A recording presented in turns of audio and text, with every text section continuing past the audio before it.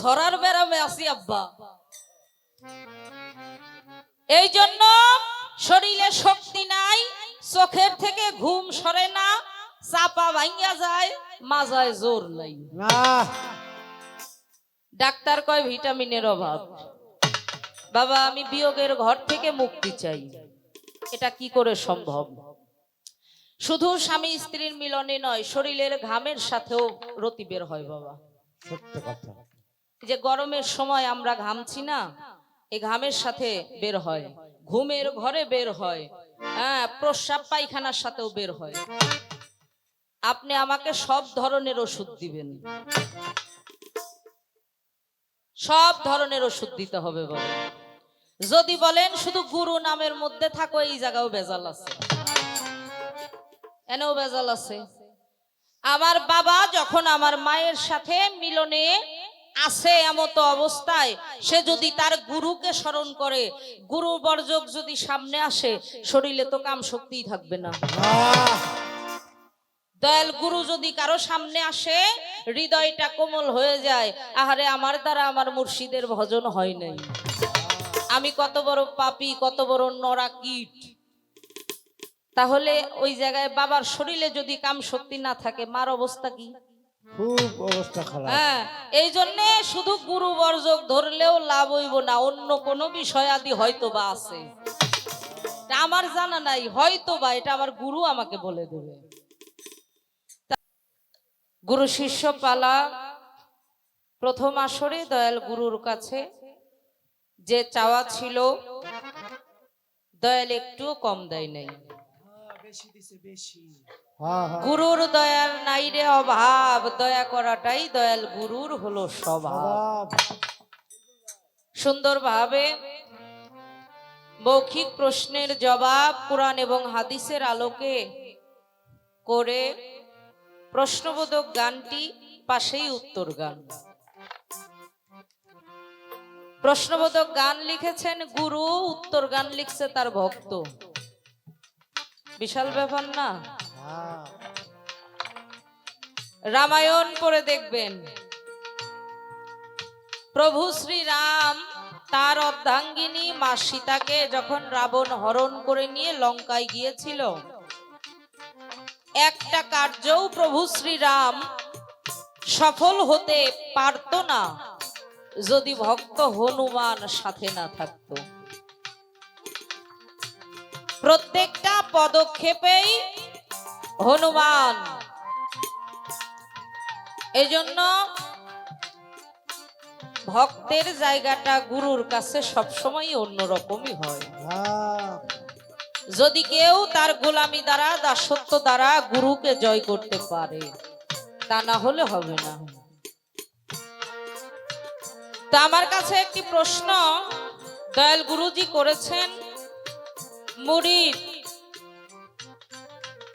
মানে আত্মসমর্পণকারী, আমি যে আত্মসমর্পণ করলাম, মুরিদ হওয়ার পরে আমার ভিতরে একটা ইচ্ছা শক্তি আছে, আমি আমার ইচ্ছা মতো কোনো কাজ আজও পর্যন্ত একটা করেছি কিনা? বাবা প্রশ্নটা যদি আমাকে ব্যক্তিগতভাবে করা হয়, তাহলে উত্তরটা ঠকাজিতার দিকে খেয়াল না। আলোচনা ইউটিউবে যাবে, সারা বিশ্বের মানুষ দেখবে, কে কি বলল সেটাও আমার দেখার বিষয় না। আমি ব্যক্তিগতভাবে অনেক কাজ নিজের ইচ্ছায় করছি, এখানে আমি অপরাধী, কাউকে দোষ দেই না, আমি আমার কাজে অপরাধী। কেন অপরাধী? যেই দিন মুরিদ হয়েছি সেই দিন থেকে গুরুর আদেশ ব্যতীত আমার চলা নিষেধ, এরপরেও আমি চলেছি।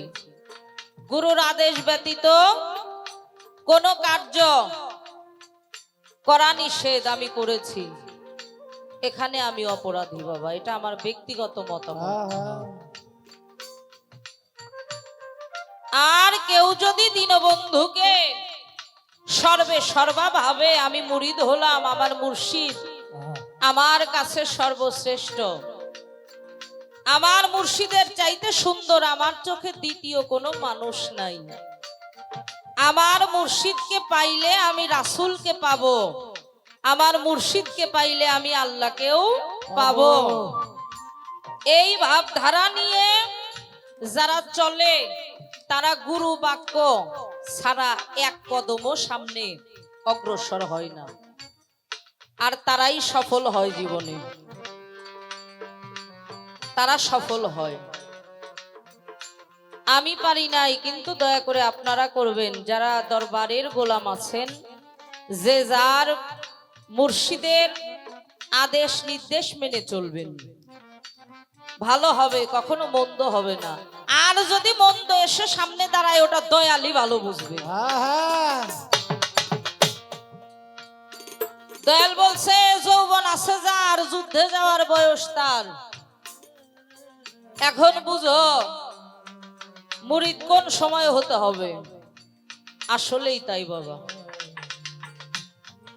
সময় হারিয়ে দেখেন 8 বছর বয়সে হিন্দু ধর্ম মতে একটা বালক, গলায় মালা, হাতে তসবি, আমরা ইসলাম ধর্মে বলি সনাতনে মালা, কাঁধে একটা ভিক্ষার ঝুলি, কপালে তিলক। 8 বছরের একটা ছেলে ঘর থেকে ভিক্ষার ঝুলি নিয়ে বের হয়ে গেছে ভিক্ষা করতে। তো অনেক বাড়িতে ভিক্ষা করতে করতে পর্যায়ক্রমে হাঁটতে হাঁটতে চলে গেছে রাজ দরবারে।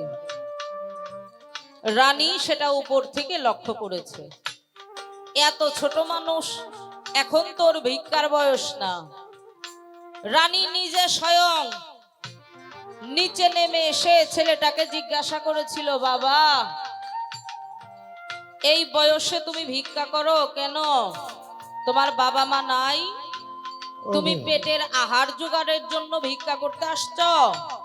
ছেলেটা ডেকে বলেছিল, রাজমাতা আমার বাবা মা আছে, আমি পেটের নিজের আহারের জন্য ভিক্ষা করতে আসি নাই। আমি সময় থাকতে আমার গুরু নামের ঝুলি নিয়ে বের হয়ে গেছি। আরে আমি মানুষের বাড়িতে বাড়িতে যাই, মানুষের দ্বারে দ্বারে ঘুরি আমার গুরু নামের ভিক্ষা নেওয়ার জন্য। আর আমি এই ভিক্ষার চালটা নিয়ে কি করি জানেন? এই ভিক্ষার চাল যখন একসাথে অনেক হয়, অনেক জমা হয়, এই চাল দিয়ে আমি একটু সেবার আয়োজন করে সাধু গুরুকে সেবা দিই। কেন? আমি ছোট মানুষ, এই বয়সে তো কেউ আমাকে কাজে নেবে না যে আমি অর্থ ইনকাম করব। এই বয়সে আমি কি কাজই করব? আমার দ্বারা তো কোনো চাকরিও হবে না। এই জন্য মানুষের দ্বারে দ্বারে থেকে এনে আমি সাধু গুরুর সেবায় লাগিয়ে দেই এবং ডেকে ডেকে তাদেরকে ভক্তি দিয়ে বলি, আপনারা আমাকে আশীর্বাদ করবেন, আমি আমার জীবনে যতদিন বেঁচে থাকি সর্বক্ষণ যেন সাধু সঙ্গ নিয়ে থাকি। এই জন্য বয়সেরও একটা ব্যাপার স্যাপার থাকে। বাবা কথাটা সত্য বলছেন, যৌবন থাকতে যদি কাজে না লাগাই, অসময়ে ফসল পাওয়া যাবে না। গায়ে শক্তি, আল্লাহর ওলি যারা হয়, গুরু গোসাই যারা হয়, এদের শরীরে সবসময় 18 বছরের ন্যায় যুবকের শক্তি থাকে। 18 বছর একটা যুবকের গায়ে যে শক্তি, ওটা ওলি আল্লাহ পীর মুর্শিদ 150 বছর বয়স হইলেও থাকে। কেন থাকে? ওরা বিয়োগের ঘরে থাকে না, এই জন্য থাকে। এখন বিয়োগের ঘরে পড়ে গেছি বাবা, করবেন কি? উদ্ধার তো করতে হবে।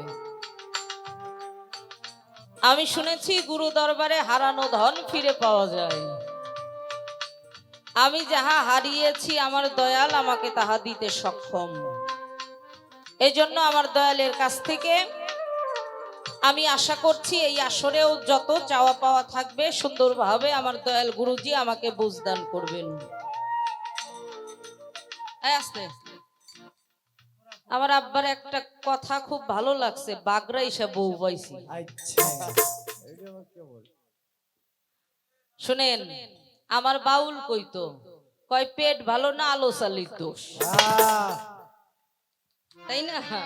যার পেট ভালো না, ইলিশ মাছ যদি একটা কথার কথা 1 টাকা 5 টাকা কেজি হলে ওর জন্য কি? খুব ক্ষতিকর, খাইলে খালি যার বলার পেট বাইরে। ভালো না 2 টাকা কেজি গাভীর দুধ ওর জন্য কি? খুব ক্ষতিকর। আফসোস। ওই সমস্ত শ্বশুর শাশুড়ি যারা বিয়ার পরে কয় বৌমারে দেখে, বৌমা তো আনি নাই, বৌমা আনছি। হ্যাঁ, শেষ করে হালাইলাম গো শালা। মানে তোমার পোলার হলো পেট খারাপ, হ্যাঁ। আর একজনের দোষ দিয়ে লাভ আছে নি? ওর হলো কই মাছ খাওয়াই লাগবে, কই মাছ। হ্যাঁ, ডাক্তারের কাছে নিলে কয় ভিটামিনের অভাব, ভালো করে বেশি বেশি ভিটামিন যুক্ত খাবার খাওয়া। হ্যাঁ, পোলায় মনে মনে কয় তুমি তো ডাক্তার ভিটামিন খাওয়াইবা, আমি রাত জায়গায় শরীরে তেজ মাইরা দিব। হ্যাঁ, বাবা শুনেন, গুরু ধরলেই যে সেই মানুষটা কামলিয়াত প্রাপ্ত হবে এর কোনো গ্যারান্টি নেই। গুরু ধরলেই সেই মানুষটা ভালো হয়ে যাবে, খারাপ পথে যাবে না, এর কোনো গ্যারান্টি নেই। হ্যাঁ, আমি আগে কইতাম এক কথা, বর্তমানে অন্য লাইনে কথা কই। হ্যাঁ, আচ্ছা কেমন? চাইতে দেখতেছি। জামানার সাথে দেখতে দেখতে অভ্যস্ত। বর্তমান যারা গুরু ধরে নাই ওদের চাইতে বেশি বন্ডামি বেশি করে শুরু হয়েছে আমাদের তরিকতের মধ্যে। হ্যাঁ, সত্য কথা। বেদবি মাফ করবেন, আমরা যেন কেউ কষ্ট না পাই। তরিকতে দাখিল হয়েছি কেন? আমরা যেন আল্লাহ রসুল পর্যন্ত পৌঁছাইতে পারি নাকি? দয়াল গুরু বলছে, তুমি কি জান্নাতে যেতে চাও নাকি নগদ জান্নাত হতে চাও? দয়ালের দরবারে আসছি, ইয়াজউদ্দিন আল সিস্তি। এখানে হুরও আছে, গেলেমানও আছে, আছে তবে যার যারটা তার তার। হ্যাঁ, বেহেস্ত তো আর তা না, না, এক একজনই তো 70টা। দেখছেন নি অবস্থা। এক একজন যদি 70টা কইরা পায়, এই দরবারে আর একজনের বোর হাতে হাত দিক, আর একজন হাত একেবারে কুবাইয়া কাইটে দিক। হ্যাঁ, 7টা। মানে আব্বা, ওই বেহেস্তের হুর গেলেমান যদি এই জায়গায় না মিলান তাইলে হইব না না, কি? তো এখানে হলো একটু খেয়াল রাখতে হবে। আমি আমার দয়ালের কাছ থেকে জানবো, আমার দয়াল রুহুর কথা বলেছেন। রুহু সৃষ্টি আগে না নব সৃষ্টি আগে?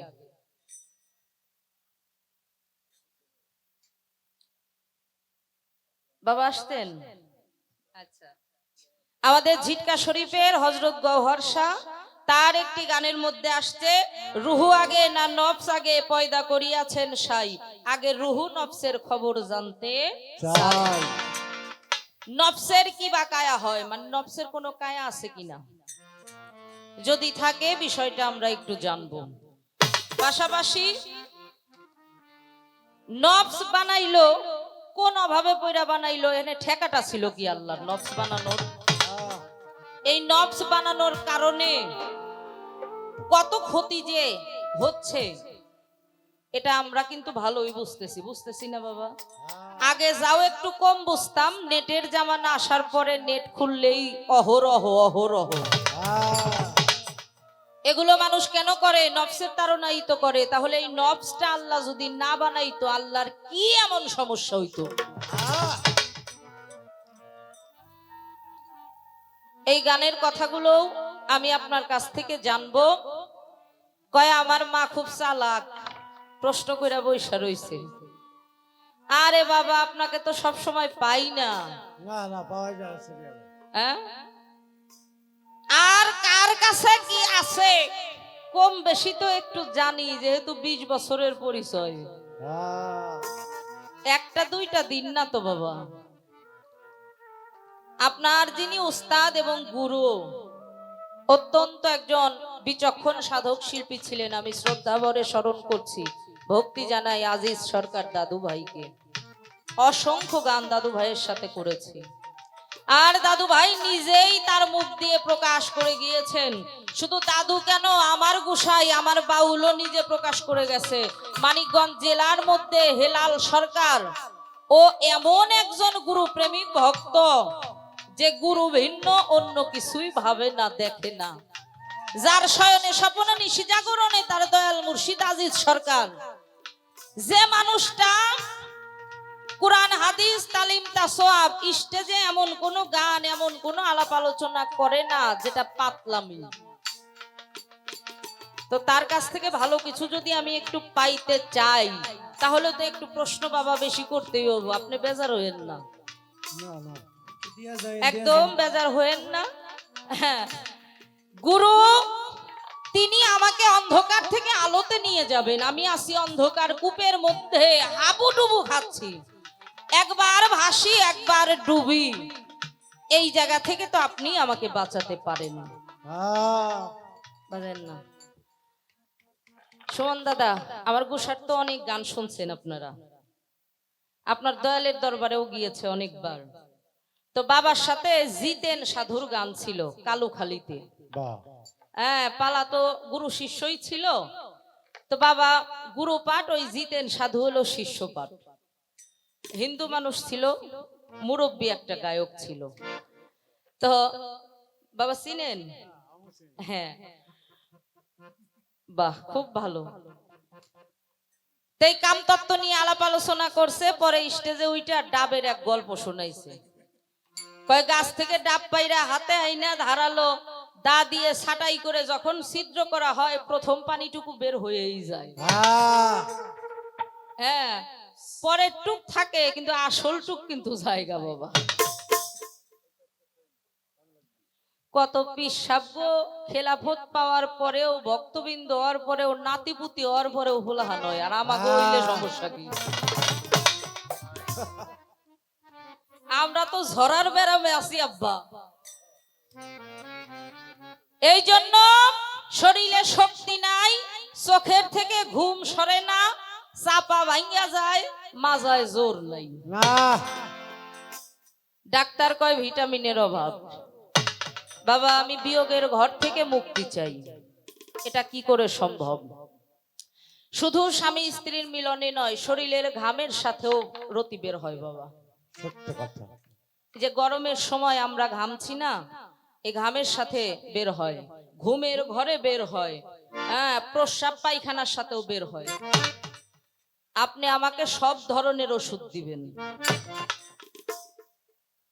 সব ধরনের ওষুধ দিতে হবে বাবা। যদি বলেন শুধু গুরু নামের মধ্যে থাকো, এই জায়গাও ভেজাল আছে, এনেও ভেজাল আছে। আমার বাবা যখন আমার মায়ের সাথে মিলনে আছে এমতো অবস্থায়, সে যদি তার গুরুকে স্মরণ করে, গুরু বর্জক যদি সামনে আসে, শরীরে তো কাম শক্তিই থাকবে না। দয়াল গুরু যদি কারো সামনে আসে, হৃদয়টা কোমল হয়ে যায়। আহারে, আমার দ্বারা আমার মুর্শিদের ভজন হয় নাই, আমি কত বড় পাপী, কত বড় নরা কীট। তাহলে ওই জায়গায় বাবার শরীরে যদি কাম শক্তি না থাকে, মার অবস্থা কি? খুব অবস্থা খারাপ। হ্যাঁ, এই জন্য শুধু গুরু বর্জক ধরলেও লাভ হইব না, অন্য কোনো বিষয় আদি হয়তো বা আছে, আমার জানা নাই, হয়তো বা এটা আমার গুরু আমাকে বলে দেবে। তা আমি প্রশ্নবোধক একটি গান আমার দয়ালের চরণে বাবাজান ফকির আবুল সরকারের লেখায় একটি গান করি। আমাদের ছেলে মেয়ে হয়, এক মেয়ে দিয়ে 5-10টা জামার মুখ দেখি, দেখি না বাবারা? এক ছেলে দিয়েও 8-10টা দেখি। তেমন সন্তান যেন আল্লাহ আমাকে ঘরে না দেয়। হ্যাঁ, সুফসল যেন ফলে, তার একটা ব্যবস্থা আমার দয়ালের মাধ্যম দিয়ে আমরা একটু জেনে নেব।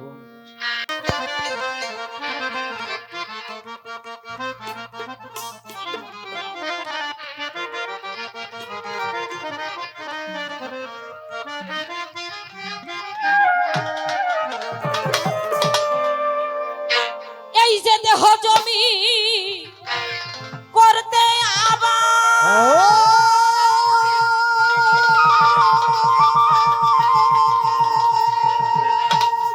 আমার এই দেহ জমি করতে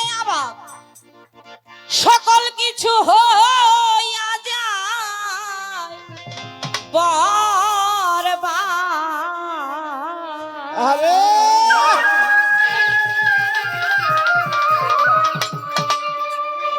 আমার খেতে সুফসল ফলে না, গুরু বলো না এই দেহ জমিটা আবাদের বর্ণনা। এই দেহ জমি আবাদের বর্ণনা, গোসাই বলো না এই দেহ জমি আবাদের বর্ণনা। ওরে দেহ জমিন আমাদের বর্ণনা গুরু ভালো না, দেহ জমিন আমাদের বর্ণনা, হয় হয় দেহ জমিন আমাদের বর্ণনা গুরু ভালো না, দেহ জমিন আমাদের বর্ণনা। বলছে আল্লাহ পাক জবানে, আবাদ করো জেনে বুঝে। আরে সোরা বাকারাতে রয়েছে বর্ণনা।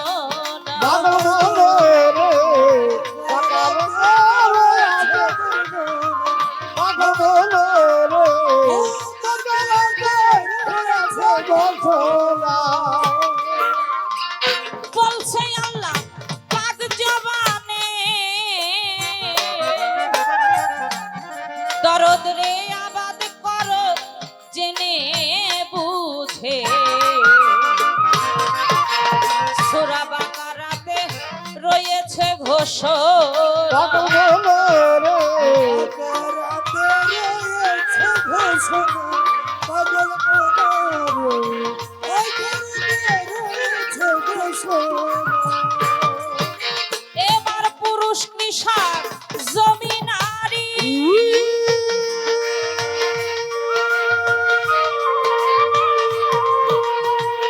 পুরুষ কৃষক জমিনারি আবাদ করো খেয়াল করি।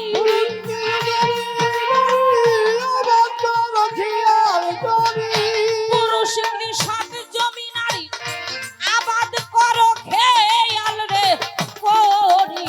সুসময়ে বীজ রোপণ হয় নাই আমার, সুসময়ে বীজ রোপণ হয় না, গুরু বলো না এই দেহ জমি আবাদের বর্ণনা।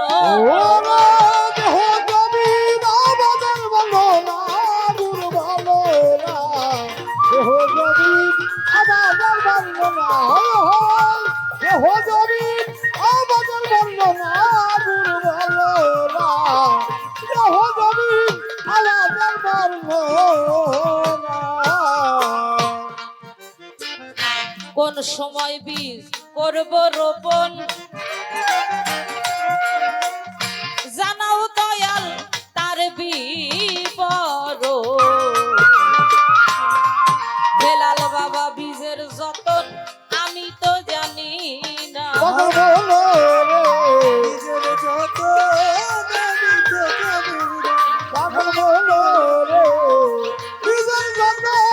আমি তো জানি না।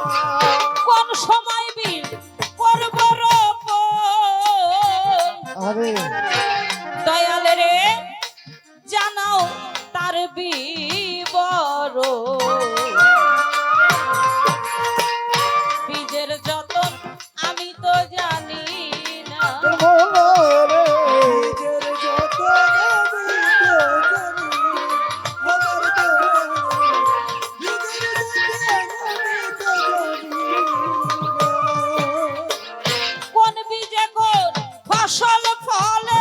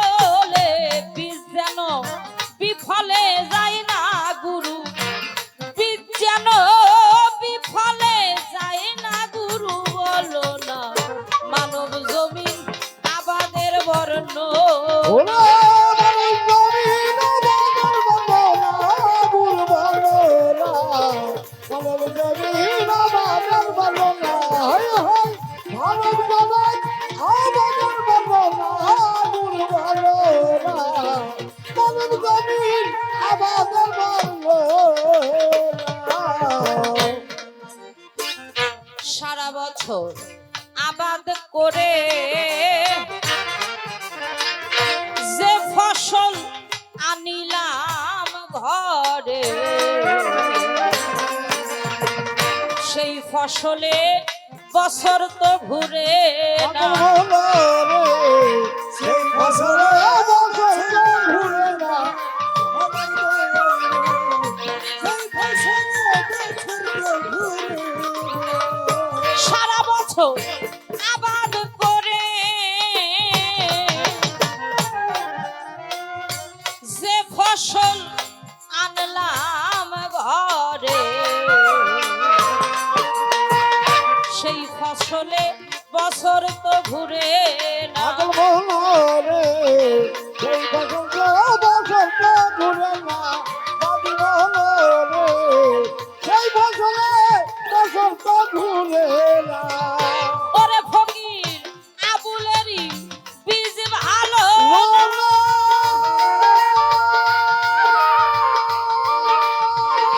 আরে ফকির আবুলেরই বীজ ভালো না, তাইতে ফসল ভালো হয় না।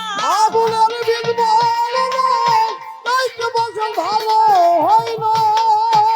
ফকির আবুলেরই বীজ ভালো না, তাইতে ফসল ভালো রে হয় না। আবাদ করে পাই শুধু যত না গুরু, আবাদ করে পাই শুধু যত না গুরু, বলো না মানব জমিন আবাদের বর্ণ। ওরে মানব জমিন আমাদের বর্ণনা, গুরু ভালো এরা। মানব জমিন আমাদের বর্ণনা, মানব জমিন আমাদের বর্ণনা, গুরু ভালো এরা। মানব জমিন আমাদের বর্ণনা।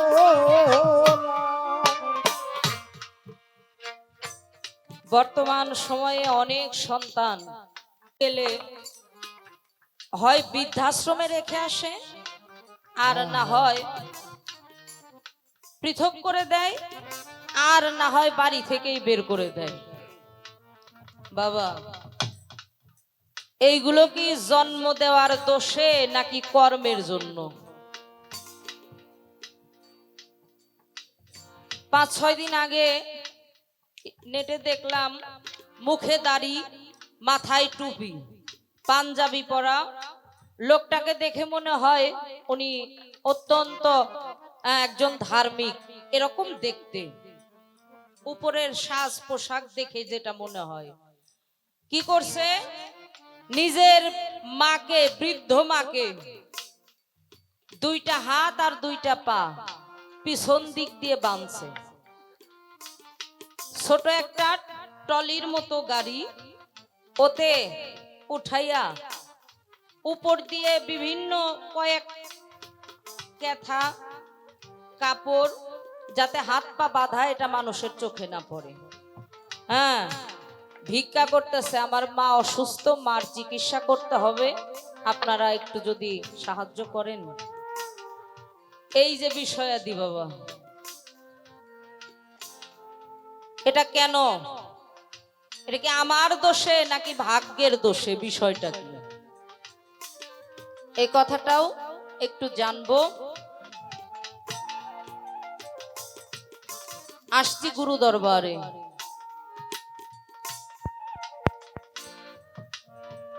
কি করি, কোন পথে যাই, দিশা পাচ্ছি না।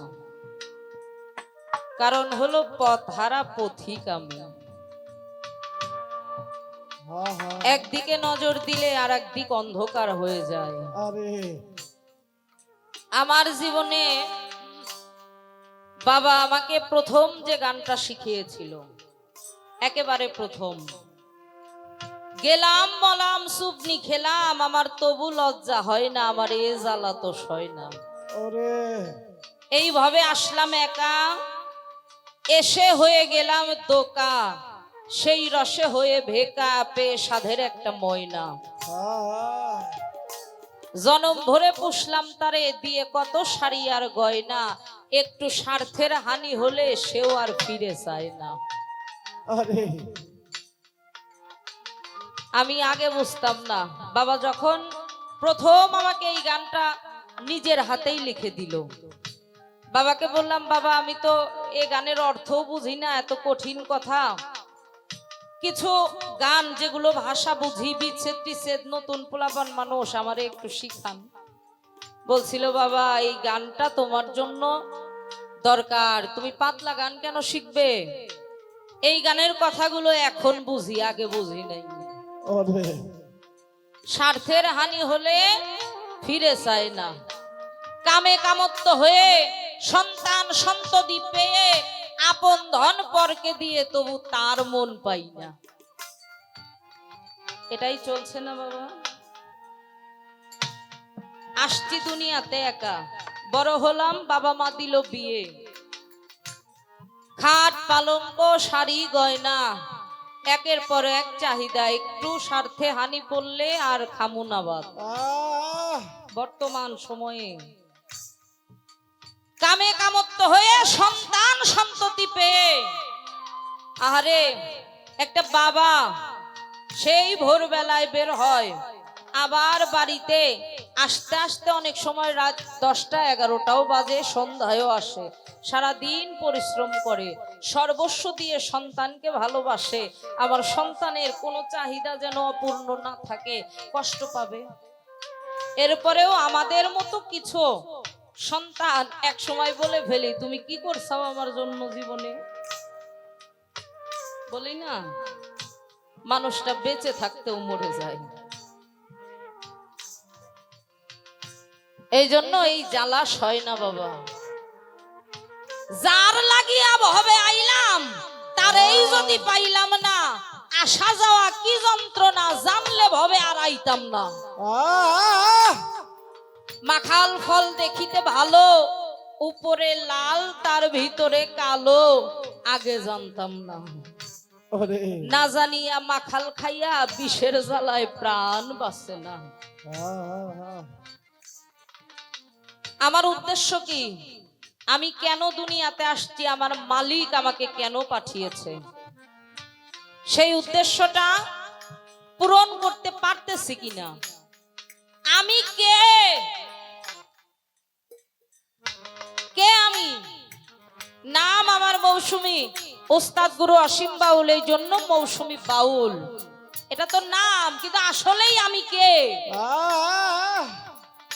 কোনো দিকে খেয়াল নাই। শুধু সংসারের প্যারা। ও বাবা, মনে বলে গুরু ভোজি, রজ্জবালি দেওয়ান দাদার গান, 6টা পাঁজি ঘোড়ায় মোড়ে, গুরুকে ধরবো কেমন করে, গুরুকে ভজবো কেমন করে, পারি না।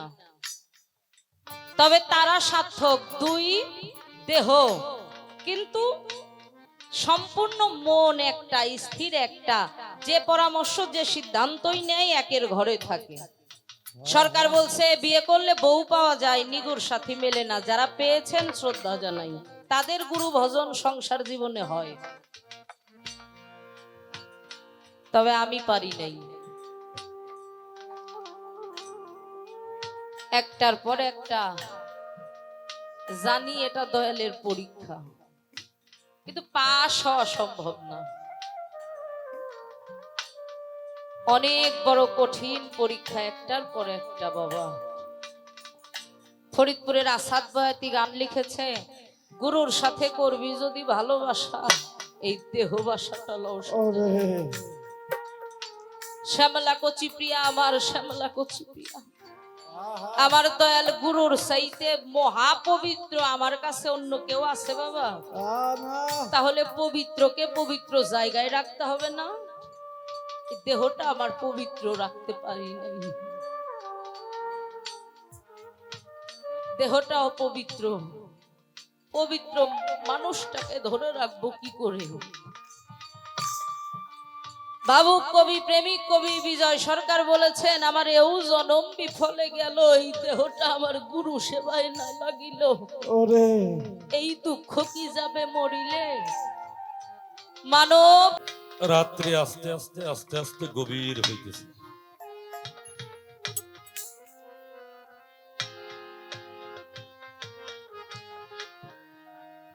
আমাদের আলাপের দিকটাও ঠিক আস্তে আস্তে গভীর থেকে গভীরের দিকে মনোনিবেশ করতে আছে। ছোট বাজাও দাদু, আর কথা বললেন না দাদা ভাই, একটু বসেন। সারা জনম তো খালি টাকা পয়সার খাতিরে বুঝেও কিছু কইলাম না, বুঝেও কিছু কইলাম। অপরকে অনেক বোঝানোর চেষ্টা করলাম, হ্যাঁ এর 100 ভাগের 1 ভাগ যদি সাইদ ভাই আমি নিজেকে বোঝানোর চেষ্টা করতাম, তাহলে সেই বোঝাটাই হইতো আমার জন্য সঠিক বুঝ। কয় বাবা, ওই হুর গেলে মান আইনে এইখানে আপনি মিশাইন না, তাহলে কিন্তু মিশবে না। বাজান, আমি কোন হুরের কথা বলছি অন্তত পক্ষে তোমার একটু বোঝা উচিত। আমি মনে করি তুমি এই বিষয়টা বুঝো নাই, এই রকম না।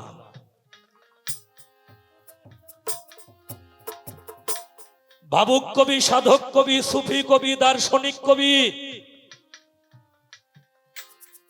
আমাদের আলহাজ সৈয়দ আব্দুর রশিদ সরকার আল চিশতি নিজামী রহমতুল্লাহ আলাইহ বাবা জানের একটা কালামের মধ্যে উনি কি বলেছেন, তুমি একটু লক্ষ্য করে শুনো, আমার ভাই বাবাজিরাও যেন একটু লক্ষ্য করে শোনে।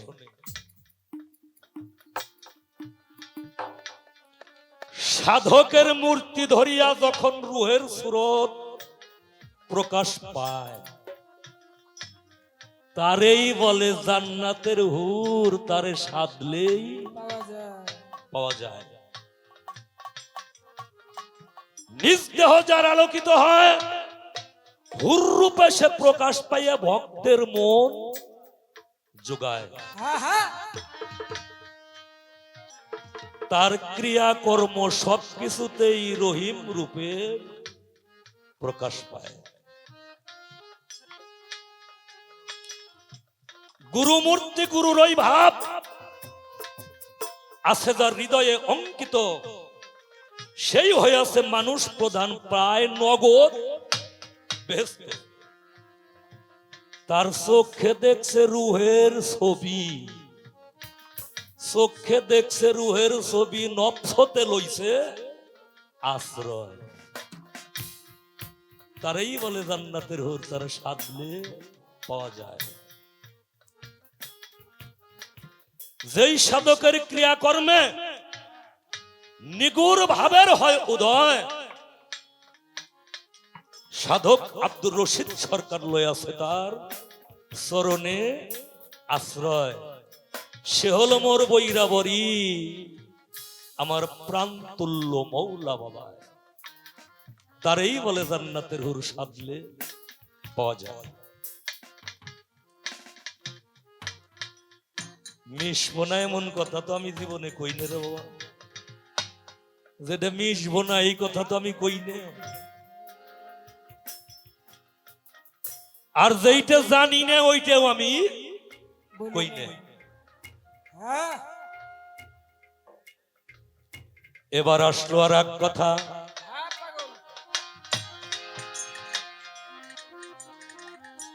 আমি একটু দায় ঠেকেছি ভাই। আরে জিটকা শরীফ জন্ম নিছি, এখন কোথায় যাই? জিটকা শরীফ জন্ম নিয়ে আরে একদিকে আমি করছি মহাভুল, যেমন করি নাই আমার গুরুর কর্ম, আমি হারাইছি 2 কুল।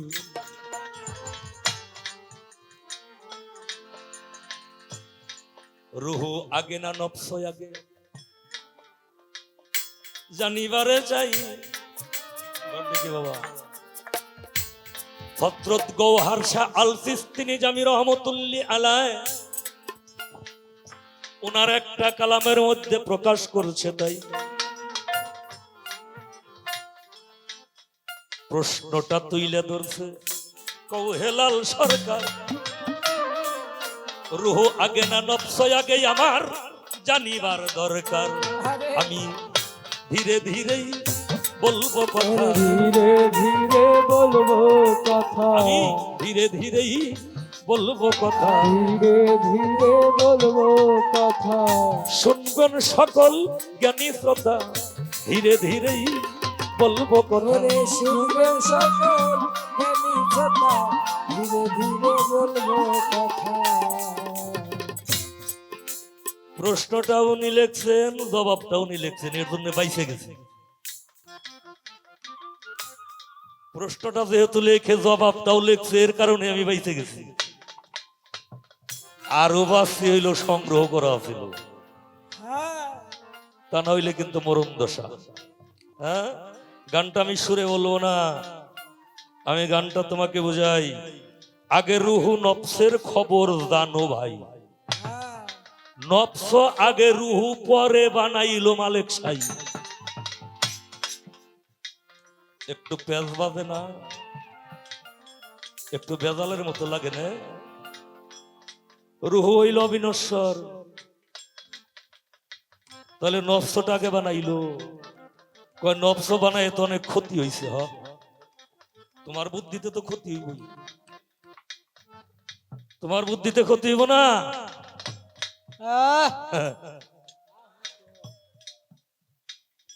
কারণ নফস একটা বানায় নাই মা। তোমার যে নফস ক্ষতি করে, এই নফসটার নাম হইল নফসে আম্মারা। এইটা হইল নফস আম্মারা, যার জাত হইল আতশ, যার মুয়াক্কেল হইল আজাজিল। আজাজিলের আর এক নাম কি? হ্যাঁ, শয়তান না? শয়তান 9,80,000 বছর ইবাদত কইরে, তারপরেও তার মাথা নামে নাই, তার গাঁটটা নিচের দিকে নামে নাই। তো তুমি যদি এই নফসের বশীভূত হয়ে থাকো, তাহলে তোমার ক্ষতি অবধারিত। কিন্তু আর একটা নফস আছে, সেই নফসটার নাম হইল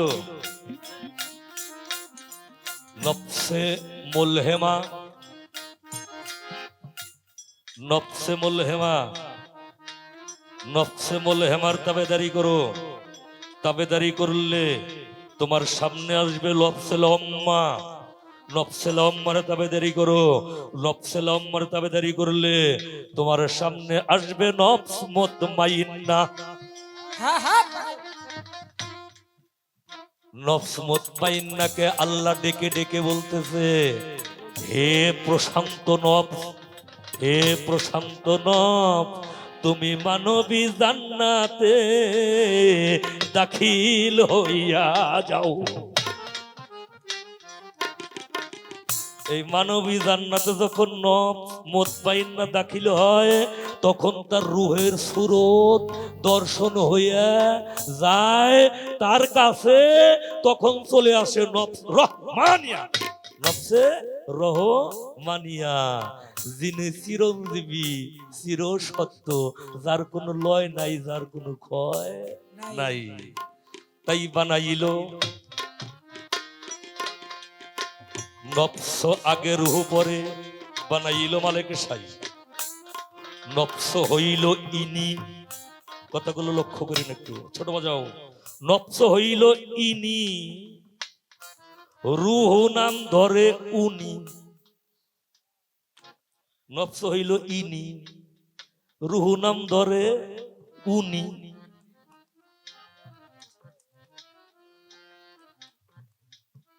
দান বপন করা হয়েছে মাঠে, এখনো তার ভিতরে কি আসে নাই? তার ভিতরে দানা আসে নাই, তার ভিতরে ফুল আসে নাই, তার ভিতরে ফল হয় নাই। কিন্তু বাড়িতে কি করা হয়েছে? বানানো হয়েছে বের, বানানো হয়েছে না, বানানো হয়েছে ডোল। হ্যাঁ, আমাদের দেশে আমরা যখন আবাদ করছি কিছু কিছু লোক কয় খাপরি, কয় কিনা খাপরি আছে, বের আছে, ডোল আছে। এইটা ধান কিন্তু কেবল বপন করা হয়েছে, ওর ভিতরে কিছুই আসে নাই, এদিক দিয়ে সব কিছু তৈরি করা হয়েছে। ধানটা যখন আসবে তখন ওইটাকে গুলার মধ্যে আইনে রাখা। হ্যাঁ হ্যাঁ, ওই যে নগদ, ওই যে। নগদ কলা। তাহলে রুহু তো ছিল অবিনশ্বর, নফসটা তৈরি করা হয়েছে কেন? রুহু হইল জাতের খাহেশ বা আমর, জাতকে জাত হইল আল্লাহ। এই রুহুটা হইল পরওয়ারদিগারের হুকুম। রুহুটা কোথায় ছিল? এই রুহুটা ছিল পরওয়ারদিগারের মুখে। তাইলে রুহু স্রষ্টার ভাগে, আল্লাহ তো স্রষ্টাই, রুহু স্রষ্টার ভাগে। রুহু কিন্তু সৃষ্টি নয়, রুহু সৃষ্টি নয়, সৃজনকারী ক্ষমতার শক্তি হইল রুহু, অর্থাৎ জাতের সঞ্জীবনী যে শক্তিটা, ওই শক্তিটাই হইল রুহু। এই রুহু কেমন একটা বিষয়? রুহু হইল জাতের আমর বা খাহেশ, নফস হইল এই রুহু। নফসটা কি? রুহু শক্তি প্রয়োগের লীলাক্ষেত্র, রুহের শক্তি প্রয়োগের লীলাক্ষেত্রটাই হইল নফস। তাই নফসটা আগে বানানো হয়েছে। উনি কি বলছেন? নফস হইলেন ইনি, রুহু নাম ধরে উনি, ইনি উনি দুইজন মিলে স্থান নিয়েছে ত্রিবেণী। ছোট এই তিন দরজা ভেদ করিয়া নফসের মধ্যেই থাকে সাই। ওই জাগের কথার পরের কথা, নফসের মধ্যেই থাকে সাই। বানাইল নফস পিঞ্জিরা, রুহু নামের পাখি তাতে দিল ভরিয়া। খাসা সারা কি পাখি পুষে, বুলি বলে থেকে খাসায়। রুহু খোদার মুখেতে ছিল, আদমের দেহে ফুকিল। নফস রুহেরই অজুদ, বলি তাই শুনো। নফসটা কি? রুহের অজুদ, অজুদ বাসস্থান, রুহের বাসস্থান অজুদ। পঞ্চ ভাগে দেহ চালায়, পঞ্চে একে মিশে রয়। তাই ওদিন গৌহার শাহ কয়, খুদা তো সব অজুদেই রয়, এক তিল ছাড়া নয় গো খুদা, কলি মনে কয়। তুমি হও গায়েরই জামা, সর্ব অঙ্গেই তিনি রহে। পাওয়া গেছে নফসাকে না রুহু আগে? পাওয়া গেল? নফসের উপকারিতা পাওয়া গেল, রুহের উপকারিতা পাওয়া গেল। হ্যাঁ, এখানে রাখলাম, এখানে শেষ করলাম। এবার মানব জমিন, আমার ফকির আবুল সরকার ভাইয়ের একটি গান। মানব জমিন তার আবাদ হইল না। হ্যাঁ, মানব জমিন আবাদ হইল না। সে কি করলো? কোন বীজে কোন ফসল ফলে এটাও তাহার নাই জানা। মানব জমিন আবাদ হইল না। সারা বছর আবাদ করে, যেই ফসল আনলাম ঘরে, সেই ফসলে আমার বছর চলে না। হ্যাঁ, আবুলেরই বীজ ভালো না, তাইতে ফসল ভালো হয় না। রাগ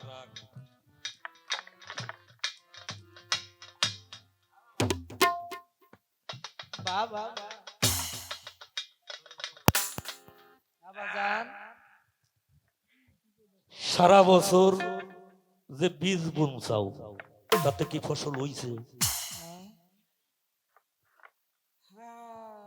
হ্যাঁ, এই যে বছর যে চলবো তোমার, সারা বছর যে বীজ বুনছাও, তাতে কি তোমার ফসল হইছে? তাতে কিন্তু ফসল হয় নাই। কেন হয় নাই ফসল?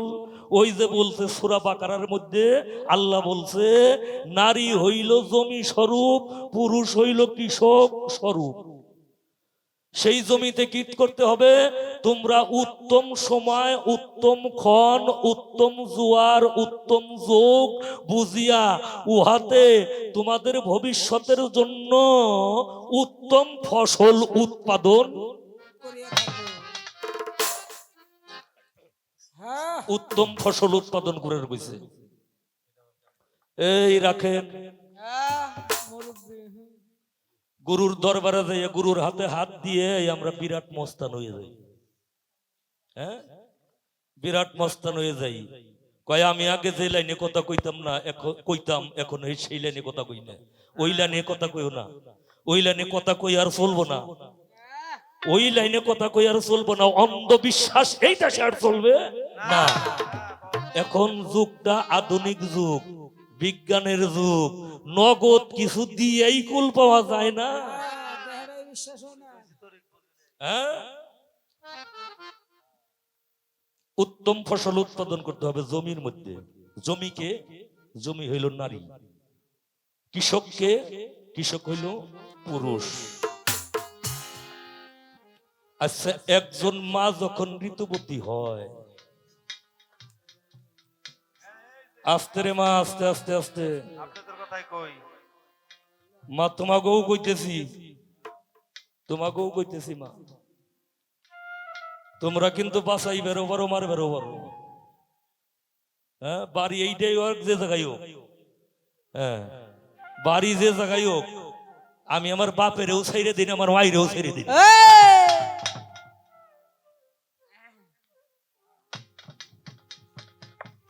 পারে না, বাঁচাইতে মারতে পারে না। এমন কিছু কৃষক আছে না, ওরা জমির জোয়ার ইটের পায় না, ওরা জমির জো ইটের পায় না। এমন কিছু কৃষক আছে না। আচ্ছা, যেই জমিতে জৌ হইছে, যেই জমিতে জোয়ার আইছে, ওই জমি টের পায় না, জমি তো টের পায়। যাকে কথা এদিকেও যাবো না। একটা নারী যখন ঋতুবতী হয়, ঋতুবতী হওয়ার আগে যতই বীজ ওইখানে বুনবে, ওই বীজে কি ফসল হইব? হবে না। তাহলে বুনলে কোন জায়গা? এই যে বছর বইরেই খালি বুনলে, হ্যাঁ, বুনলে কোন জায়গা? এই গিরা সমান কাদার মধ্যে যদি সরিষার বীজ বোনা যায়, ওটা হইব। পেঁয়াজের বীজ বুনলে হইব, দানা ছাড়াইলে হইব। ওই জায়গা ইরি ধানের ফসল, তাও যদি পানি বেশি হয় হইব না, পরিমাণ মতো পানি লাগবে, পরিমাণ মতো কাদা লাগবে। ঋতুবতী হওয়ার পর ওইখানে যখন তুমি গমন করছাও, ফসল বপন করছাও, ধারণ করছে জমিতে, ধারণ করার পরে কিন্তু তার যেই জমির মুখটা, ওইটা কি খোলা আছে না বন্ধ হয়ে গেছে? মায়েরা বেদ বিনিস না, ওটা বন্ধ হইছে না খোলা আছে? তোরা ভালো জানোস, ওটা বন্ধ হয়ে গেছে। আরে খুব খেয়াল। এখন তারপরেও যে যদি জায়গা চাষাবাদ কইরে মই ডলন দিয়ে ওই জায়গা লাঙ্গল চালাইয়ে আবার ফসল বুইনা থুই আসে, ওর ভিতরে কি আক্কেল আছে না ও বেক্কেল? হ্যাঁ, আমার ফকির আবুল সরকার, আমার দাদা এত ব্যাককেল হইছে এই শালায়, এটা তো আমি আগে জানতাম না। হ্যাঁ, যে শালায় সারা বছর বই রেই খালি পড়ে। হ্যাঁ, সারা বছর বই রাবো না, যাবে না। বুনতে হবে কখন?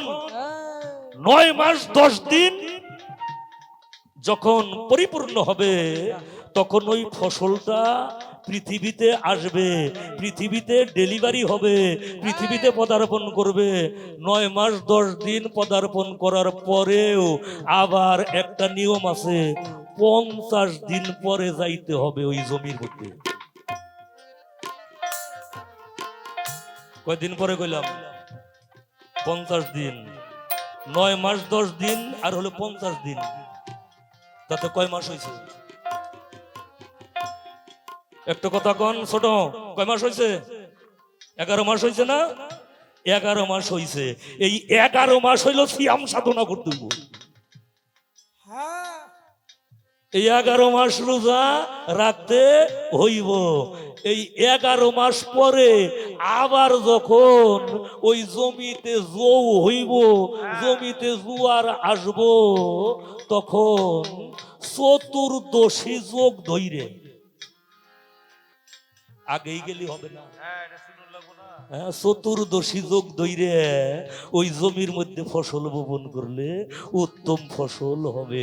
ওইটা ছেলেই হোক আর ওইটা মেয়েই হোক, ওই ফসলটা উত্তম হবে, তোমার বীজ নষ্ট হবে না।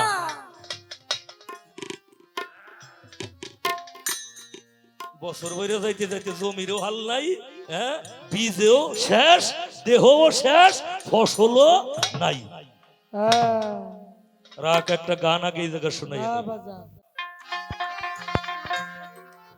ফরজ আদায় করতে করতে মুমিন শেষ।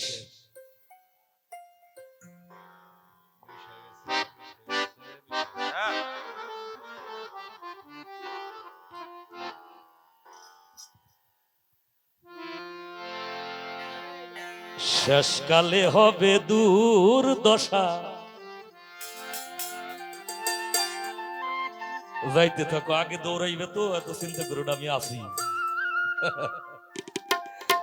আগে আগে তো দৌড়াইবে, আমি আছি। ও তোর দেহ তুমি রইল পতি,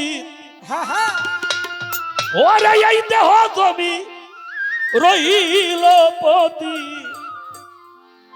একবার সাজ দিলি না ও মন সাসা, শেষকালে হবে দুর্দশা। ও তোর শেষকালে হবে দুর্দশা, ওরে শেষকালে হবে দুর্দশা।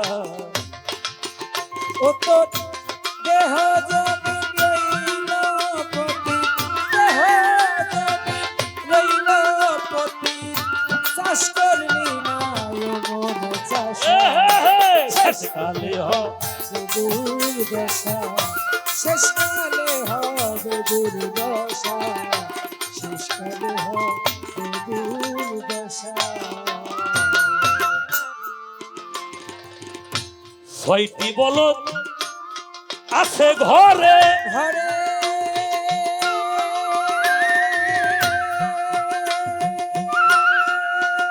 ওরাই আমার শিক্ষণের নাংলা করে, 6টি বলদ আছে ঘরে,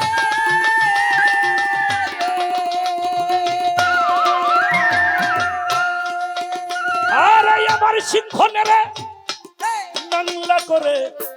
ও তোর জংলা জমি থাকলে পরে, তোর জংলা জমি থাকলে পরে, ও তোর জংলা জমি থাকলে পরে হবে রে কালকে তোর বাসা, শেষকালে হবে দুর্দশা। ও তোর শেষকালে হবে দুর্দশা, ও বাবা শেষকালে হবে দুর্দশা। ও তোর দেহ জমি রইল পতি, দেহ জমি রইল পতি, চাষ করলি না ও মন চাষা, শেষকালে হবে দুর্দশা, শেষকালে হবে দুর্দশা, ওরে শেষকালে হবে দুর্দশা। বলদ কয়টা? বলদ কয়টার কথা কইলাম? 6টি বলদ। বলদ কয়টা? 6টা বলদ। কাম, ক্রোধ, মোহ, লোভ, মদ, মাৎসর্য।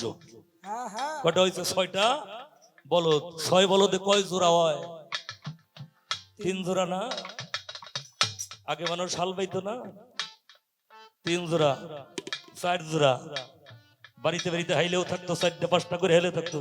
হ্যাঁ ছোট রাখাল, বড় রাখাল, নয়া রাখাল, মাইজা রাখাল থাকতো না? এরকম থাকতো। হালও 4-5টা থাকতো। এই যে 6টা বলদ দিয়ে 3 জোড়া হাল বানাও, ওদের কান্দে জোয়াল দিয়ে দেও, দিয়ে এইগুলো রে নাংলা করে নেও, নাংলা করে নেও। নাংলা মানে কি? লাঙ্গল বাবার উপযোগী করে নেও। এই 10 কৃষককে বশ করে নে, চাষ দে জমি রসের গুণে।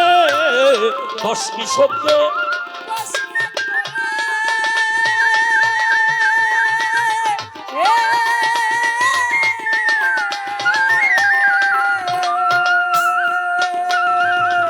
ওরে বাবা চাষ দে জমি তুই রসের গুণে। এই জমির সৌ হারাইলে আর পাবি নে। আরে জমির জৌ হারাইলে, জমির জৌ হারাইলে আর পাবি নে। জৌ হারাইলে আর পাবি নে। বিফল হবে তোর লাঙ্গল চষা। শেষকালে হবে দুর্দশা তোর, শেষকালে হবে দুর্দশা। দেহ জমি লইল পতিত, দেহ জমি লইল পতিত, কেন চাষ করলি না এমন চাষা? শেষকালে হবে দুর্দশা, শেষকালে হবে দুর্দশা, শেষকালে হবে দুর্দশা। পাকা চাষি যারা ভাবে, হবে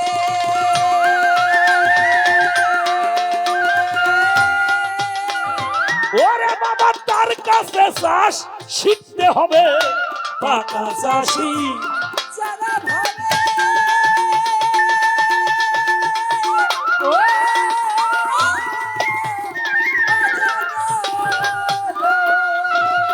বাবারে তার কাছে চাষ শিখতে হবে। ওরে যার বীজে ফলন বাড়াবে, যার বীজে, আরে বাবা যার বীজে, আরে যার বীজে ফলন বাড়াবে, ও তুই তার কাছে কর যাওয়া আসা। শেষকালে হবে দুর্দশা ও তোর, শেষকালে হবে দুর্দশা। দেহ জমি লইল পতিত, দেহ লইল পতিত, কেন চাষ করলি না এমন চাষা?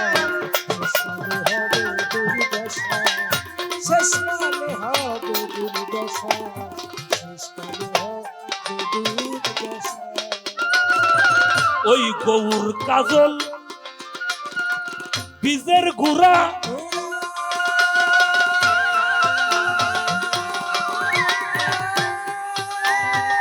ওরে বাবা বলেছে সেই চাষি গোরা। গৌর কাজল বীজের ঘোড়া গুড়া,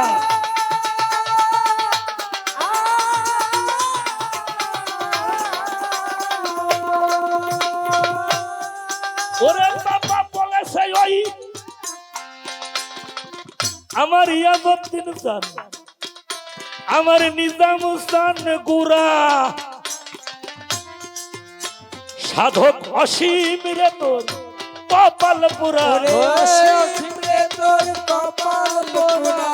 আরে সাধক অসীম রে তোর কপাল পুরা। কেবল ভাবা পাগলা শেষ ভরসা।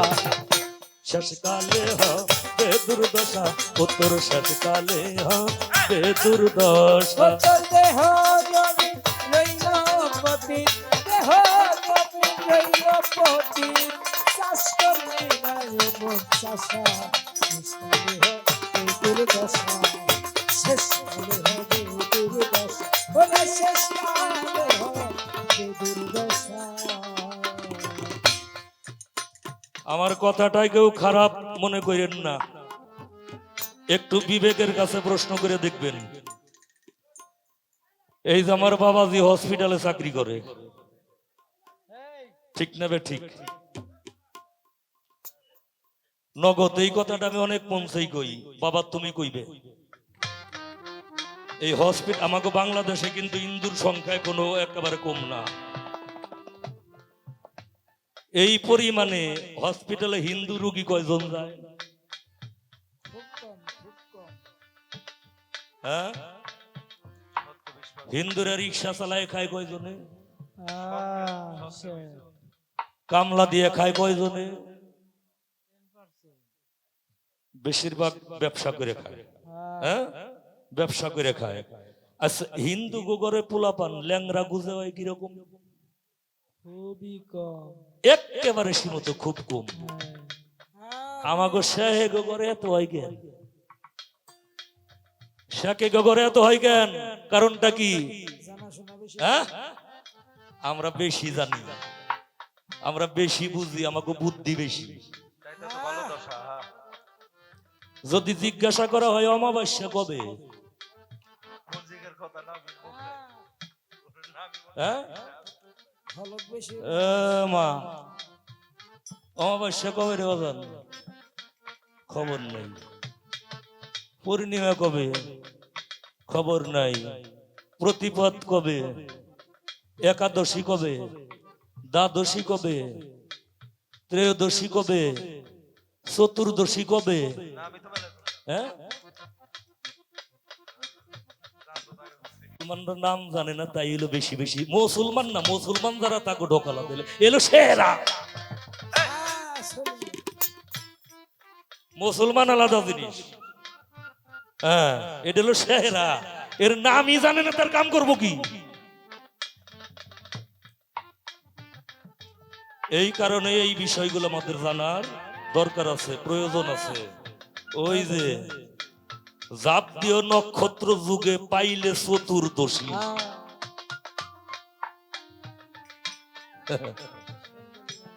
শ্বাস দিবি সেই রসের গুড়ায়, তোর মিশ্রি দানা উঠবে বাসি।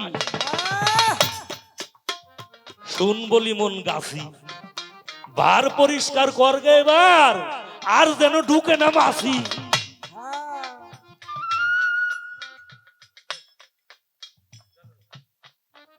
বিরক্ত নামার কথায় হিন্দু বাড়ির মহিলাকে দেখেন, রাত্রিতে স্বামী স্ত্রী যদি আলাদা করেও থাকে, ইশারাই বলতেছি, আলাদা করেও যদি থাকে, সকালবেলা উঠে আগে কাপড়টা পাল্টাইব, কাপড়টা পাল্টাইব। স্নান করা সম্ভব না হইলে একটু জলের ছিটে নিব, জলের ছিটে নিয়ে তারপরে তুলসী পূজা করব, তারপরে ঘরের সামনে একটু লেপবো, তুলসী গাছের গোড়ায় লেপবো। হ্যাঁ, তারপরে হাত পাও ভালো করে দৌত কইরে নিয়ে তারপরে যাইয়ে কি করব? ওই যে বান্ডের মধ্যে চাউল থুইছে, খুব ভক্তি সহকারে সেই বান্ডের ভিতর থেকে চাউল বাহির করব। হ্যাঁ, তোরা বিরক্ত হস নাকি? হ্যাঁ, এইগুলা করবি তোরা, গুরু ধরা মানুষ না? এইগুলা করতে হবে। আগে যদি আমার খাদ্য ঠিক না হয়, খাদ্য ঠিক না হইলে দেহের রক্ত ঠিক হইব না, দেহের রক্ত ঠিক না হইলে বীজকণিকা ঠিক হইব না, বীজকণিকা ঠিক না হইলে ওইটা দিয়ে যা দুনিয়ায় আনুম ওটাও ভালো হইব না। হইব? পবিত্র আগে হইতে হবে, কোথার থেকে? ঘর থেকে হইতে হবে। আরে আমারে যে খাইবার দেয়, এর চাইতে কুত্তেরেও মানুষ ভালো করে খাইবার দেয়। কথা কইস না? এই কুমিল্লা আসি নেই, এই কুমিল্লা নেত্রকোনা আসি নেই, এটা আসছি মানিকগঞ্জ। এটা বাড়ি কোন জায়গা কি সাইড আমার জানা আছে। বেজার হয়ে বারে আমার বাজান শহীদুল যে আমার হাসুরিরে কি কয় আবার, হ্যাঁ তোমার শাশুড়ির গুণের কথাও গুমো, কিন্তু যেই কাম করে এইটাকে কই নেই। গানে যেমন পাথর কাটা, কয়ে রাখছি রওনা কিন্তু দিমু বেলা ওঠার সাথে সাথেই বাড়িতে গাড়ি দুটো। হ্যাঁ, জানলা খুইলে দিয়ে ওইলে আমি শুয়ে রইছি। শীতের দিন কাছের থেকে একটা মানুষ উঠে গেলে তো বোঝা যায়। পাশেই রান্নাঘর, আগের দিন যে রান্দে টেন্দে থুইছে ওই আর পরিষ্কার করে নাই। মায়েরা লক্ষ্য করিস তো, পরিষ্কার আর করে দেয় নাই, করে নাই। তো উনি এই যে জামু কয়ে থুইছি খুব তাড়াহুড়া করে উঠে, হ্যাঁ, কিসের কাপড় চোপড় ছাড়া, কিসের গোসল, কিসের পানির ছিটা নেওয়া, কিসের লেপা পোছা, চাউল ভান্ডের মধ্যে নিয়ে যাইয়ে ওই যে আগের দিন যে রাইন্দে থুয়েছে অপরিষ্কার হয়ে রয়েছে চৌকার চারদিকে, ওইটা পরিষ্কার করতেছে কেমবা। সুন্দর করে জারতেছে, জারো তার ভালো। সুন্দর হয়েছে না? ভালো সুন্দর হয়েছে না? 100 তো এইভাবে পরিষ্কার কইরে রাইন্দে যে আমারে খাওয়াইছে, এই খাওয়া খাইয়ে কি রকম ভালো রক্ত আমার ভিতরে হইব। সাংঘাতিক হইব তাহলে এটা। গুরু ধরা মানুষ যারা, কি করতে হবে তাদের? পবিত্র ভাবে পাক করা। পাক করা কয় কারে? পাক কারে বলা হয়? পাক করতে হবে, ওই চাউলটাকে পাক করতে হবে সিদ্ধ কইরা, তারপরে যে ভান্ডের ভিতরে খাইবার দিব ওই ভান্ডটারে ভালো কইরা ধুইতে হইব। ভালো করে ধুইয়া যে জায়গা বসবার দিব ওই জায়গাটাও ভালো করে পরিষ্কার করতে হইব। ভালো করে পরিষ্কার কইরা ওই জায়গা বসাইয়া আদবের সহিত খানাটা সামনে দিয়ে গলায় কাপড় নিয়ে নিবেদন করতে হইব। হ্যাঁ, নিয়ামত। নিবেদন করতে হবে। নিবেদন কইরে যখন বলবো গলায় কাপড় নিয়ে ভক্তি দিয়ে, প্রভু দয়াল কৃপা কইরে সেবা নেন, কৃপা কইরে সেবা নেন। এইভাবে যদি কেউ সেবা দেয় তাহলে তারে কয় সেবা। আর এইভাবে কারে কারে দিছে কোন একটু, কারে কারে দেয়? তরিকটা তো সহজ না বাবা, হ্যাঁ, তরিকটা তো সহজ না। আর ভালো সন্তানও আশা করা বাবা এত সহজ না। আগে ঘর ঠিক করো, ঘর ঠিক করলেই সব ঠিক হইয়া যাবে। ও তোর দেহ যদি পতি, দেহ যদি রইল পতি, চাষ করলি না মন চাষা, শেষকালে হবে দুর্দশা, শেষকালে হবে দুর্দশা, শেষকালে হবে দুর্দশা। পাকা চাষি যারা যারা, পাকা চাষি যারা হবে তার কাছে চাষ শিখতে হবে। আমি কিন্তু লাঙ্গল বাইছি, বিশ্বাস করেন কিনা, আমি কিন্তু লাঙ্গল বাইছি। 20% আফালা বাইঙ্গে, 25% আফালা বাইঙ্গে তারপরে গেছি স্কুলে। এগুলো নগদ। তাহলে কতটুক বয়স আমি লাঙ্গল বাইছি? ওইটাই যখন ফসল বোনা লাগবো বাপেরে কইছি, আব্বা তুমি তো যাইবে না? কয় না, আমার যাওয়া লাগবো না, জয়নাল মাতবার আছে, হ্যাঁ পাশেই আলবাইতেছে, ওই জয়নাল মাতবার দেখাবি যে আজকে কয় চার্জ দেওয়া যাইব, আজকে চার্জ দিয়ে মই দেওয়া যাইব না ডলন দেওয়া যাইব, ওনার একটু দেখাবে। উনি হলো পাকা চাষি, উনি পাকা চাষি। চাষ একটা দিয়ে লাঙ্গল খাড়া করে রেখে গেছি এবার ওই জয়নাল মাতবার কাছে, দাদা একটু আসেন। কিরে আসেন? উনি মাটি দিয়ে কইছে, এখন উদলে ফেলাই থুয়ে যাও, এখন উদলে ফেলাই থুয়ে যাও, আজকে মই ডলনের দরকার নাই, কালকে নাস্তার বেলার পরে আইসে এটা মই দিবে, তারপরে চাষারাটা দিবে। তাহলে পাকা চাষিকে, পাকা চাষি হইল আমার নিজামুদ্দিন চান, পাকা চাষি হইল আমার ইয়াজউদ্দিন চান, পাকা চাষি হইল জাহাঙ্গীর চান, পাকা চাষি হইল যার যার পীর মুর্শেদ গুরু গোসাই। এই পাকা চাষির কাছ থেকে চাষ শিখতে হইব। আর এই যে বীজের যে গুড়া, গৌর কাজল বীজের গুড়া বলেছে ওই চাষি গুড়া, এই বীজ কোন বীজ? কাম বীজ কাম গায়ত্রী, যেই বীজ মন্ত্রটা গুরুর জিহ্বা দ্বারা ভক্তের এই পবিত্র কর্ণ প্রহরে, এই কর্ণজনিতে দান করছে। এই বীজ মন্ত্র যখন ভক্তের ভিতরে ধারণ করছে, কলবের মধ্যে ধারণ করছে, এইটা কলবের তলদেশে তাহিয়াতুম মাকলুম নামক মণি এবং মুক্তা হইয়া সুবীজ হইয়া গড়াগড়ি খাইতে আছে। এই বীজ যদি কেউ বপন করে তা হইলে ভালো ফসল।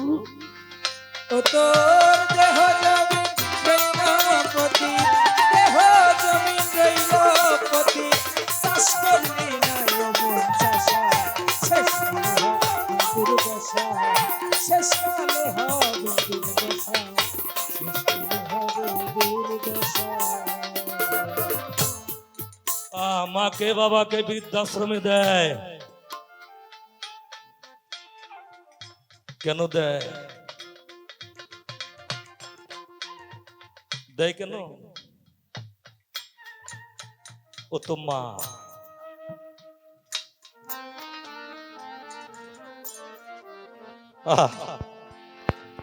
আরে 8 দিন 9 দিন বাড়ি যাইতে পারি না। ফোন দিয়ে জিজ্ঞেস করি, মারে কি খাইতে দিছ? একদিন উনি ঠাট্টার স্থলে আমারে কয় কি, মারে খাইতে দিমু কেন, ঠেকা কি আমার? আরে বাবারে খাইতে দিমু কেন, ঠেকা কি আমার? আমি কি ঠেকা নাই, এ কথা সত্য, কিন্তু তুমি জানো না এই দেহটা আমার বাবা আমার মার কাছে রাখছিল।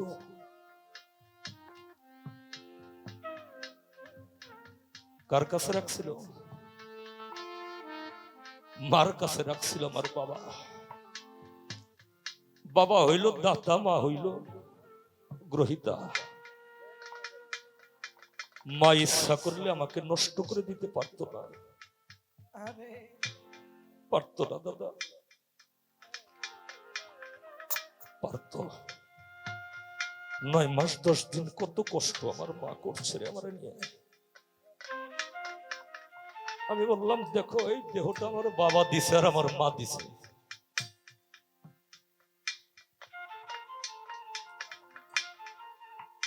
একটা সন্তান। আমার ঝিটকা শরীফের হযরত খাজা শাহ সুফি গওহার আলম আল চিশতি নিজামী রহমাতুল্লাহ বলেছেন, কর্তব্য মানুষের কর্ম করো সমুদায়, ভেবে দেখো কর্ম তুমি করেছিলে কোথায়, কর্ম আগে না করিলে তার ফল কোথায় পেলে। কর্ম ভোগের জন্য এসেছো এবার, পেয়ে মানুষ আকার করো ব্যবহার, যাতে হইতে পারো পুনর্মানুষ আবার।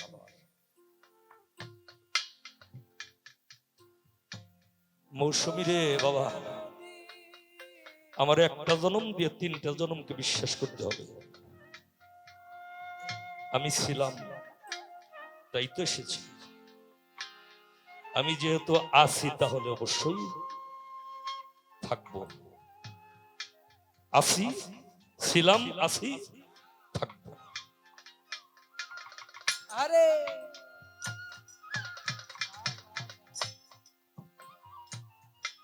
এখন তো বৃদ্ধাশ্রমে নিয়ে দেয়, আগে ফালাই দিত দ্বীপের মধ্যে নিয়ে। কোথায়?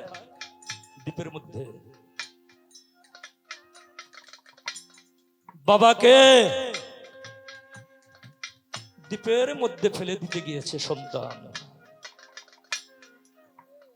যখন ফেলে রেখে আসবে তখন বাবাই বুঝতে পারছে আমার এখানে রেখে যাবে। বাবাই 2টা চোখের পানি ছেড়ে দিয়ে বলতেছে, বাপরে তোরে একটা কথা বলি, আরে আমারে তো তুই ফেলে দিয়ে যাবি আমি জানি, কিন্তু তোর কাছে একটা অনুরোধ, এই দ্বীপের মধ্যে তুই আমারে ফেলে দিসনি। ছেলে বলতেছে, বাবা কেন? কয় দিস নাই কারণে এই দ্বীপটা আমার স্মরণীয়। কয় স্মরণীয় কেন বাবা? কয় বাবা রে, আমার বাবাও যখন আমার মতো অচল হয়ে গেছিল, আমি আমার বাবার এই দ্বীপের মধ্যে ফেলে রেখেছিলাম, এই দ্বীপের মধ্যে ফেলে রেখে গিয়েছিলাম। তাই বাবা তোকে অনুরোধ করি, যে দ্বীপে আমি আমার বাবারে ফেলে রেখে গেছি, আরে বাদাম তুই এই দ্বীপটাই আমারে ফেলিস না, আরে তুই আমার অন্য একটা দ্বীপে ফেলে দে। ও বাবাকে জড়াইয়ে ধরে তখন ছেলে বলতেছে, আব্বু ও বাবা, আমি ভুল করেছি, তুমি ভুল করেছো বলে আমি আর ভুল করতে চাই না। তুমি যেহেতু আমার দাদাকেই দ্বীপে ফেলেছিলে, তাই তো তোমাকেই দ্বীপে আমি ফেলতে এসেছি। আজ যদি তোমাকে আমি এখানে ফেলে রেখে যাই, তাহলে আমার সন্তান আমাকে ফেলে জামচা দিবে।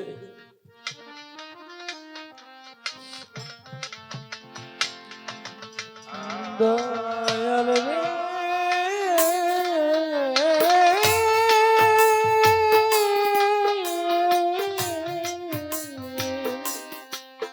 আমার